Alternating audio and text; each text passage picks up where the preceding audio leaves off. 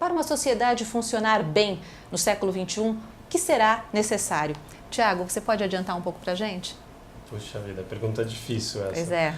Eu acho que a primeira coisa é ficar antenado no que está acontecendo no mundo. Participar dos eventos, participar desse avanço tecnológico que está acontecendo. Acho que uma sociedade como era antigamente, a pessoa de repente não sabe usar um marketing digital, não sabe usar todas as ferramentas de redes sociais e digitais, vai ficar um pouco para fora, vai ficar por fora do mundo.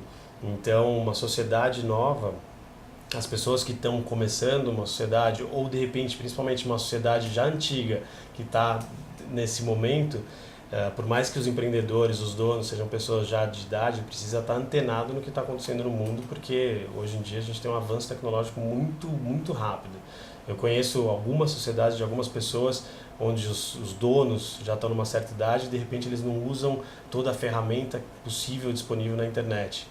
Não se divulgam, não fazem anúncios, etc. Então essas pessoas precisam estar aí atentos, porque hoje a internet é a primeira ferramenta de busca, né? De repente essa empresa pode ficar para trás do que uma empresa que está começando agora, com pessoas jovens e usando toda essa estrutura. É possível refazer uma sociedade quando já houve algum ou alguns problemas e a sociedade chegou a ser desfeita ou quase desfeita? Pela tua experiência, é possível recomeçar?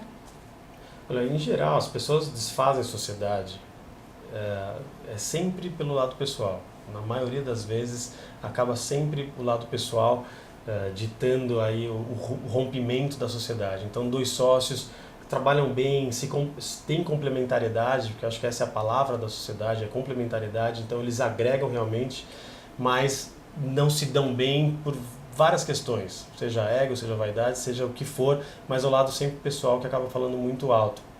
Então acho que chega um momento, eu já vi também sociedades, acompanhei um caso bem próximo agora de mim, de duas pessoas que têm uma sociedade fantástica, que funcionava muito legal e pelo fato do relacionamento pessoal, várias coisas que foram entrando no meio, romperam a sociedade. E agora eles estão olhando um para o lado, né, para o outro e abriram empresas uma na frente da outra. E eles estão olhando e falando, bom, na verdade, a gente se complementava muito bem. Você fazia a parte administrativa muito bem e eu era um comercial muito bom. Será que a gente não dá para a gente voltar a conversar? Então, acho que antes de romper, como se fosse um casamento, né? Vamos olhar se de repente a sociedade, que é a terceira pessoa, que é o ente que deve ser favorecido, não está tendo resultado. Aí você olhar esse negócio como se fosse uma coisa realmente profissional. Olha, isso daqui é uma terceira pessoa que não pode ser influenciada pelas nossas briguinhas, de repente. De novo, a sociedade é também, ou acima de tudo, uma gestão de pessoas. É uma gestão de né? pessoas. E existe algum tipo de counseling para isso? Existem vários. Counseling, coaching de sociedades, consultorias específicas que também ajudam nesse processo que a gente estava falando antes, sobre empresas que são vendidas ou tem uma participação vendida para private equity. Então, um sócio que de repente é dono da sociedade, fica com 30%, 40%, 20% e entra um outro grupo. Tem pessoas que trabalham essa harmonização. Existem hoje executivos que eles falam executivos temporários, que são pessoas do mercado que são contratadas para ajudar justamente nesse momento de fusão, pós-fusão ou no momento de transição aí entre dois sócios. Tiago, e existe algum procedimento, algum processo que os sócios devem pensar para tentar, pelo menos, evitar futuros problemas? Acho que isso é muito importante, Patrícia. Uma coisa que muitos sócios, muitas pessoas não dão atenção, porque acham que é uma coisa, é só um papel, é só um documento, é o contrato social, é o estatuto social, seja no caso da sociedade anônima.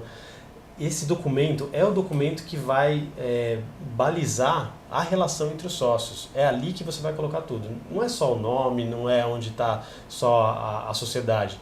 As cláusulas finais, elas são muito importantes, as pessoas não dão conta disso. Ela vai falar o que vai acontecer em caso de retirada, se eu quiser sair da sociedade, o que vai acontecer se eu morrer, como é que vai ficar essas cotas para os meus filhos, para minha esposa. Vai falar também se eu quiser vender essa minha participação, uma terceira pessoa pode entrar na sociedade ou não, como é que vai ser a divisão de lucros. Enfim, tem uma série de coisas, de repente também tem ações preferenciais ou cotas que você pode ter mais poder e menos poder na hora de decisão. Na assembleia de sócios, quem vai poder votar, quem não vai poder votar, quanto é o capital necessário para você ter direito a voto. Então tem um monte de coisa ali dentro que é importante que você leia, pense e contrate de repente um advogado que faça esse estatuto, esse contrato social muito bem feito, porque é ali que depois, se der algum problema, você vai tirar aquele contrato social lá da gaveta e vai ler. Então é importante que os sócios acordem tudo bem direitinho, combinem bastante, depois coloquem isso, reduzem a termo, escreve bastante no contrato social o que é o que eles estão pensando dessa sociedade.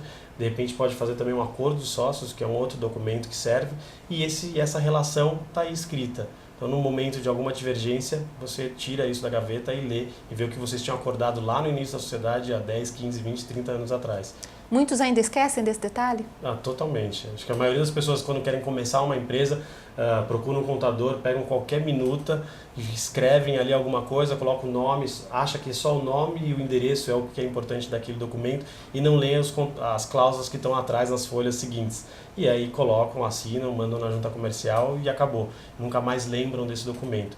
Em caso de divergência, é esse documento que vai ser usado no tribunal, no juiz, ele que vai analisar, vai ver o que está escrito, o que a gente acordou. Isso é um contrato, não é só o contrato da empresa, é o contrato entre nós. Então isso é muito importante que seja bem feito.